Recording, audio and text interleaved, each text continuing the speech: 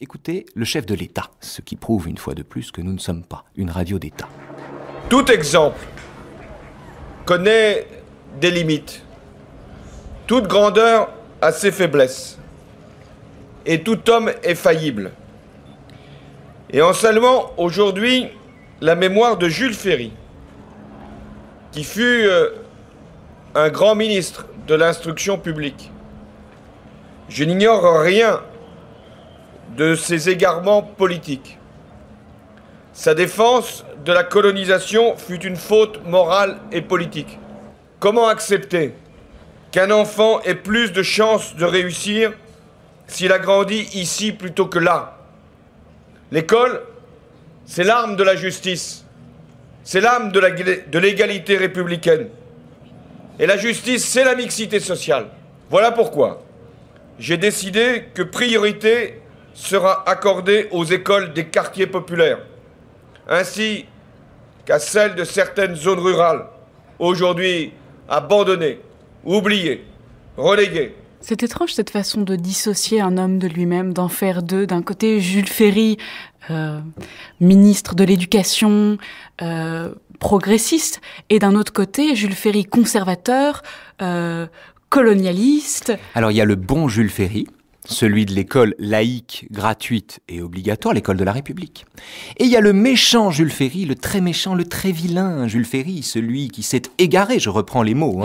L'égarement politique. L'égarement politique, le Jules Ferry de l'inacceptable, qui aurait défendu la colonisation et que la lucidité imposerait de séparer de lui-même. Oui, Paola. Il trie le bon grain de livret. Voilà, on trie le bon grain de livret. Alors, il faut quand même rappeler les paroles de Jules Ferry lui-même. Le 28 juillet 1885, devant les parlementaires à qui Jules Ferry exposait son projet colonial, Ferry dit « Messieurs, il faut parler plus haut et plus vrai, il faut dire ouvertement qu'en effet, c'est Jules Ferry qui le dit, donc l'inventeur de l'école laïque, gratuite et obligatoire, les races supérieures ont un droit vis-à-vis des races inférieures. Je répète qu'il y a pour les races supérieures un droit parce qu'il y a un devoir pour elles. Elles ont le devoir de civiliser les races inférieures. Ces devoirs ont souvent été méconnus dans l'histoire des siècles précédents, mais de nos jours, je soutiens que les nations européennes s'acquittent avec largeur, grandeur et honnêteté de ce devoir supérieur de civilisation. » Alors, figurez-vous que Jules Ferry n'est pas le premier à penser comme ça. Avant lui, Condorcet, qui a très bonne presse, dont on vante le fait que c'est un homme des Lumières et un grand penseur de la cause éducative,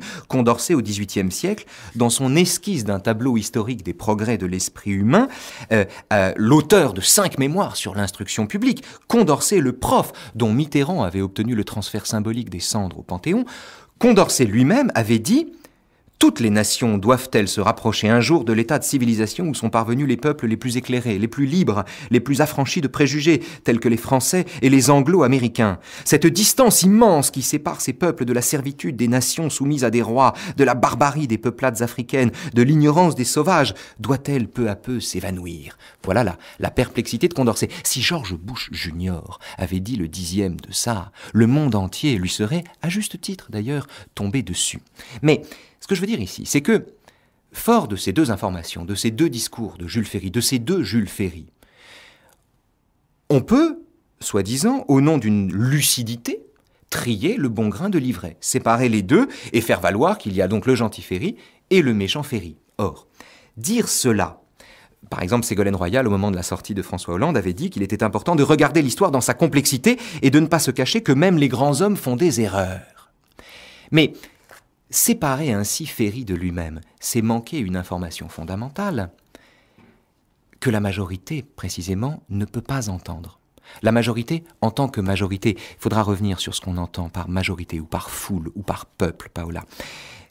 Qu'est-ce qu'elle ne peut pas entendre? Eh bien que ce devoir d'inventaire qui, croyant séparer le bon grain éducatif de l'ivraie coloniale, oppose à lui-même un homme qui était pourtant parfaitement cohérent dans sa démarche.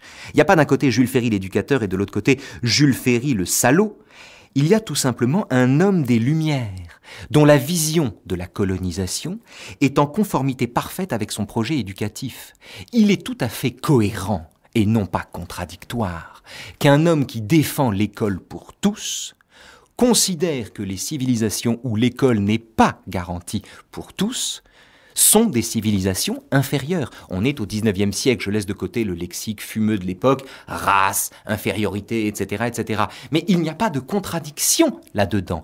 Présenter comme contradictoires ces deux propositions de Jules Ferry, c'est manquer l'esprit même dans lequel son projet a été pensé, qui est l'esprit des Lumières. La colonisation, pour le pire, et ça a bien souvent, les Lumières ont bien souvent été l'alibi du pire, ça n'est pas ça qu'on questionne, mais la colonisation, pour le pire, le plus souvent, a été inspirée par la philosophie des Lumières, qui a également inspiré le principe de l'école républicaine.